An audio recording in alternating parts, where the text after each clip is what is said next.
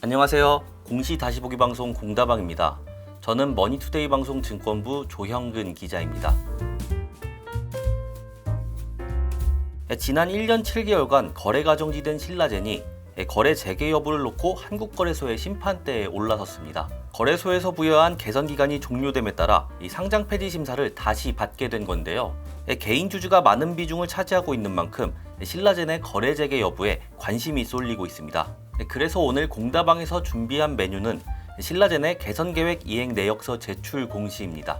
신라젠은 지난 21일 한국거래소에 개선계획 이행 내역서를 제출했다고 공시했습니다. 앞서 신라젠은 상장 폐지 사유가 발생해 거래소의 심사를 받은 바 있는데 당시 거래소는 신라젠에 1년간 개선기간을 부여한 바 있습니다. 이에 따라 신라젠은 개선기간을 마쳤고 거래소의 개선계획 이행 내역서와 개선계획 이행 결과에 대한 전문가의 확인서 등을 제출한 겁니다. 이제 공은 한국거래소로 넘어간 건데요. 한국거래소는 오는 1월 18일 이내에 기업심사위원회를 개최하고 신라젠의 상장 폐지 여부를 다시 판단해야 합니다. 만약 기심위에서 신라젠의 상장 적격성이 인정될 경우, 즉 상장 폐지 사유가 해소됐다고 판단될 경우에는 주식의 거래 정지가 해제됩니다. 반면 기심위에서 상장 폐지 사유를 해소하지 못했다고 판단할 경우에는 거래 정지가 유지되는데요. 이 경우 한국거래소는 20영업일 이내에 코스닥 시장위원회를 개최하고 상장 폐지 여부 또는 개선기간 부여 여부 등을 확정해야 합니다. 신라젠의 거래 재개 가능성이 어느 정도인지 따져보기 위해선 신라젠이 왜 거래 정지를 당했는지를 살펴볼 필요가 있습니다. 앞서 신라젠은 지난해 5월 경영진의 횡령 배임 혐의로 거래 정지와 함께 상장 폐지 위기에 놓인 바 있습니다. 이후에도 경영진의 횡령 배임 혐의가 추가로 발견되면서 상장 폐지 사유도 더해졌는데요. 이렇게 상장 폐지 사유가 발생하자 한국거래소는 기심위를 열고 신라젠의 상장 폐지 여부를 심의한 바 있습니다. 당시 기심위는 신라젠에게 1년의 개선기간을 부여했고 지난달 말에 개선기간이 종료된 상황입니다. 이에 신라젠은 대주주 교체를 포함해 전면적인 쇄신을 진행했습니다. 특히 신라젠은 두 차례 대규모 유상증자를 단행했는데요. 먼저 신라젠은 M2N과 총 600억 원 규모의 제3자 배정 유상증자를 진행했습니다. 이에 따라 M2N은 신라젠의 대주주 자리에 오르게 됐습니다. 이후 신라젠은 뉴신라젠 투자조합 1호를 대상으로 400억 원 규모의 유상증자를 실시했습니다. 이대주주에 오른 뉴신라젠 투자조합 1호의 투자자는 아직 공개되지 않았지만 M2N의 특수관계인으로 알려졌습니다. 두 번의 유상증자를 통해 신라젠은 대주주 교체와 함께 대규모 자금을 확보하게 된 셈입니다.